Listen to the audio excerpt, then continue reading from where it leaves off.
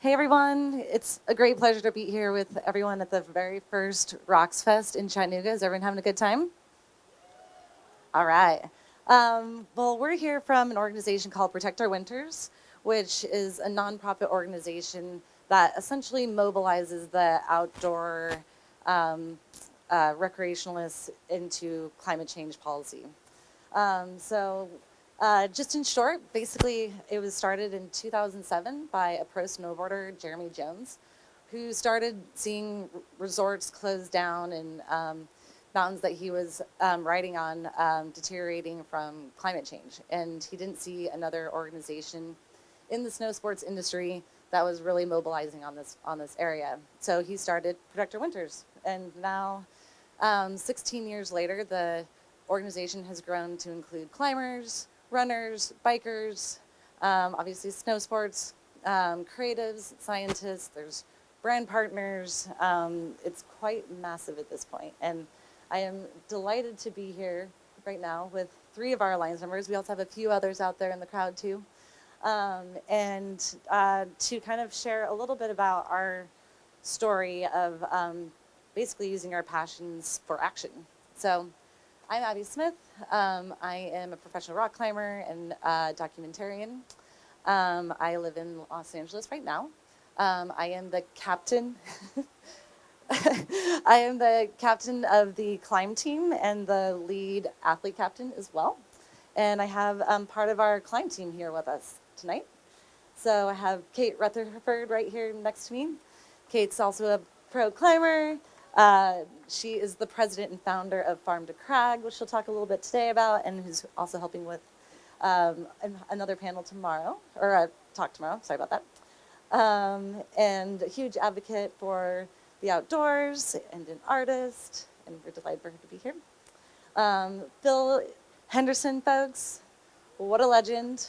Phil has been working hard in this industry for 3 decades at this point and has more stories than, I encourage everyone to sit down and hear some Phil stories.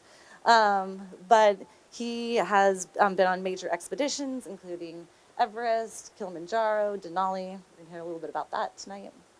And Olivia Hsu, who is a beautiful elite climber, avid climber, pro yoga practitioner and instructors. Tomorrow a.m. at 7 a.m. there will be yoga, as well as on Sunday. But she's gonna has found this beautiful balance between climbing and yoga that she will love to share with us all. And she's also a mother. So, Phil, um, in 2022, you led the Full Circle Everest expedition, which was your second time to Everest. Can you talk a little about the climate impacts that you've seen between those two trips? Good evening, everyone. Again, my name is Philip. I can't see any of y'all because we just have lights, so I think I'm talking to the dark with a few lights out there. But no, Abby mentioned, yeah, this was my second time to Everest in 2022. My first trip was in 2012 with National Geographic and the North Face. And, not a lot of people have a contrast, something to compare to. And having those 10 years, having two trips to Everest, it did give me something to see. And, you know, two things. One is I believe that, it's melting out much faster. One of the biggest things on Everest this year in 2012 was our weather report said to not hike through the icefall for 2 days because it wasn't freezing at night. And so 18,000 feet, and it's not freezing at night. And it's a risk, it's a hazard. The biggest thing that I can share is, I work with the Sherpa community, a lot of them. I've been to Nepal 13 times, and a lot of those folks are like family to me. They're the ones who actually go to Everest every year. And I had 10 years to compare, but I asked one of my teammates, Japal, like, what has he seen in the last, since he's been coming to Everest? And he's definitely, it is getting warmer. Even up high, Camp 2, you have running water. So I think the Sherpas are actually the person to ask the bigger question. But what I have seen is that it's melting out a lot faster. Avalanches, Chirac fall, higher up on the mountain for sure. Um, but a big part of that is the fact that I think that the Sherpa community is trying to manage those risks a little bit differently. So Everest is changing for sure. Um, you know, so that's the biggest thing I've seen is the fact that it's not, the weather reports are not freezing at night, and even the Sherpa community know that it's much more dangerous for them to work on that mountain. Yeah. Thank you, Phil.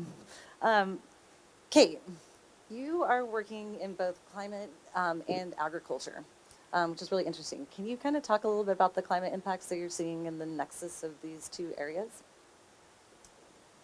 Yeah. I have this passion for food and climbers, and it's been really interesting to learn why those tie together. And I've traveled all over the world to climb, and I notice that every wilderness I climb in is surrounded by agricultural land. And these pieces of land are not separate from each other, right? They really have flora and fauna that cross back and forth, right? There's this biodiversity that go back and forth between wildlands and our agricultural lands. And it turns out that what we eat is having a pretty negative impact on climate change. And we're starting to lose soil really fast due to rainstorms that wash away, really beautiful topsoil, or hurricanes and tornadoes that are blowing fields that are left fallow and open dirt. They're just blowing it away. And it turns out that we climbers need to eat food to climb mountains or boulders or any of it, right? We need food to build muscle. And so there's this hope that if we change the way we eat, we might be able to positively impact the climate, because plants have this power to draw carbon out of the atmosphere, and through photosynthesis, they turn it into these awesome sugars that we can use to build muscle. And then the byproduct of photosynthesis is oxygen, and so they help us breathe too.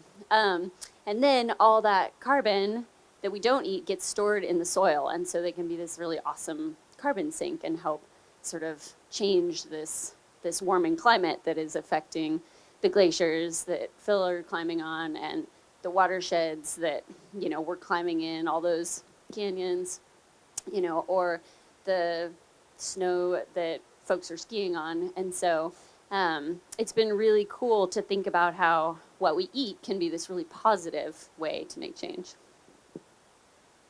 Love that. Kate is an excellent cook.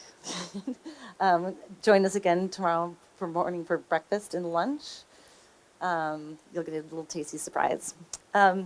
Okay, so we all obviously travel a lot in what we do. And Olivia, I'm wondering if you can kind of talk about this perceived hypocrisy of us being climate advocates and then traveling the world. Can you speak about how you kind of deal with that? So you're basically calling me a hypocrite. Which, I could be a hypocrite. I probably am a hypocrite. But I kind of see it more as myself as being a imperfect advocate. I mean, we all either flew here or drove a car to get to this wonderful, awesome event, and probably all the climbing areas we go to. So if you really think about it, everything we do has an impact, an environmental impact. And the way I view it is that it's kind of the bigger picture. So me as an individual, I can do things like whatever, buy an electric car, travel less, and things like that. But it's really, the big issue is the fossil fuel industry. And I think one of the greatest things I've done as a climber is join Protect Our Winters, because they really advocate for climate change. And we all climb and love the environment and love these open spaces. And that's probably one of the greatest things that I feel like I've been able to do. And I mean, we all travel. I mean, I think I met Phil in Everest in 2012 when we were in base camp, and I think I met Kate traveling in China. Um, and in the end, it's like, you know, as climbers, or pro climbers, we're doing really inspiring things. You're trying to like reach out to a greater community, and maybe the greatest thing that you guys could do is join Protect Our Winners. You know, and basically, as Abby was saying, Protect Our Winners advocates for climate change. And you might think that your voice is not that big, and maybe your impact is not that big, but when you are collective, the power of that is really great. Can I just add something to that? Um, I think in terms of the travel, like we all travel, I probably traveled more this year than I have in the last 20 years on a plane. But I think it's not enough to just show up on social media, right? So we have to travel. If we are going to build community is not built on social media, on Instagram, Facebook. Like we have to be in person. We have to see each other and look at each other's eyes and speak to one another, have conversations, whether it's through voice or whether it's through sign language. But we have to be in the same place. And in order to do that, we got to travel. And so Olivia talked about it like, yeah, it's imperfect. We can't, there's always going to be that hypocritical side. But in order to build that community, we have to show up in person. I'll give a quick little plug. Farm to Crag has a map that makes it really easy for you to find local food wherever you might travel to climb. And so seeking out these ways that if you are going to climb and that feels imperfect to you, what are some cool positive ways that you can give back to those communities where you're climbing? Whether it's finding a bakery that, buys local eggs or locally churned butter or something like that. There are these ways that you can get involved in the community, even if you travel, that are going to sort of offset and make your travel a positive force in the world. And like Phil said, if you don't go and engage with the community, then it's like they don't even know you're there. And then that feels pretty imperfect. Like, why are you making that big effort to not even make a comment? And I'll just kind of riff on that a little bit too, of ways to kind of show up. And it can be as easy as just calling a local congressperson or writing a letter, or, there's ways of getting involved in these big issues. And I think that's one thing that I, again, kind of respect about POW, of being able to give us like toolkits and a lot of education on how to approach our local communities or these bigger issues. And then have a community wrapped around it that we can all kind of like go into these scary things, because the truth is we do a lot of scary things already. Like everything that you've done today, climbing, showing up, like that's scary, so we're kind of used to putting our systems into that. So I feel like that should also be kind of like encouraging that you are totally capable of doing this work, and it really does make a big impact. So really thankful for this conversation. And along with that, Phil, you work with POW as an alliance member and also a board member, but you're doing so much more too. Can you talk a little bit more about your work and mentorship as well? Yeah, I'm on the board of POW, but I'm also an alliance member in the climbing team. And the work that I do, the reason why I keep doing it, for one, right, is that POW supports me. And it goes, my connection with POW goes back to 2013 when I was on Denali with Jeremy and Conrad and some other folks. I didn't know about POW back then, but since I've known about POW, they've definitely embraced kind of my thought process and my mentality of bringing people in and what I do in mentoring folks. Because from my standpoint, we need to protect the environment. The environment's our playground, it's our life, it's our water, it's our food, it's everything. And we can't have, I don't think one community can do what it needs to do to save that. It takes all of us. It takes everybody in the world, everybody in our society, and I don't see that happening. And so the work that I try to do is to bring other people in, folks at Memphis Rocks.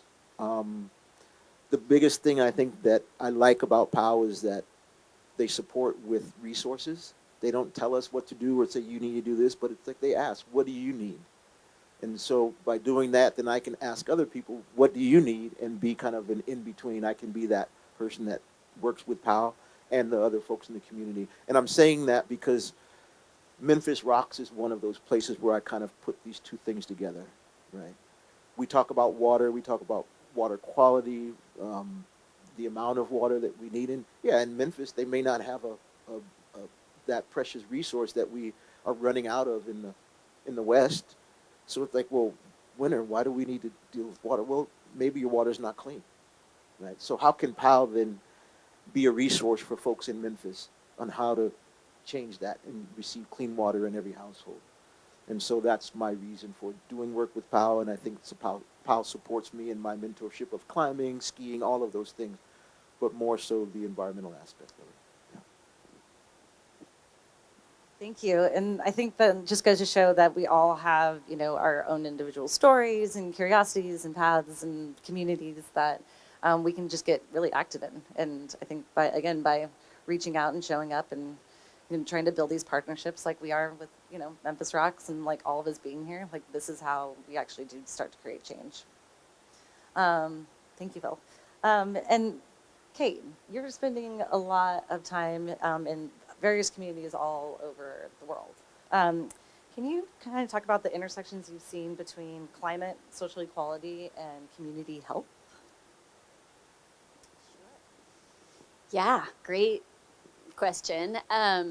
Some of the greatest challenge in the agricultural industry is who is farming and is there any justice in that system? And so part of my work in the agricultural space and inspiring climbers to care is thinking that, if I buy an avocado that's made with labor that's underpaid and exposed to pesticides, like how am I contributing to inequality? And if I buy an avocado that's grown with love and really intentional and takes into account the environmental health and the health of the animals on the farm and the health of the workers, like that can actually be a really positive use of my $2 that I spend on this avocado, right? And so just thinking about how negative or positive your potential impact can be based on food is really has really been a fun part of this work. And I also think a lot about food in terms of mental and community health. Food is an archetypal thing that humans share with each other, and it's a way to show your love and receive love and gratitude from both the land or your friends and family. And having dinner together is a space where you can like laugh, you can cry, you can make plans, you can, fight about what color you're going to paint your bedroom, or, think about how you're going to take care of your ailing parents, or you can try to, solve for world peace. Like there's so many things that happen over the dinner table, right? And so how can we kind of get people off of the little screen and out of their vans and sort of onto the picnic blanket or to the dinner table together around like beautiful food that's that has the ability to slow us down and really connect with who grew it, where it was grown, the environment that supports us and our physical health, but also like build community and be able to share community and really have healthier climbing community and healthier rural communities wherever we climb. So it's been a really cool journey to witness how interconnected all that stuff is.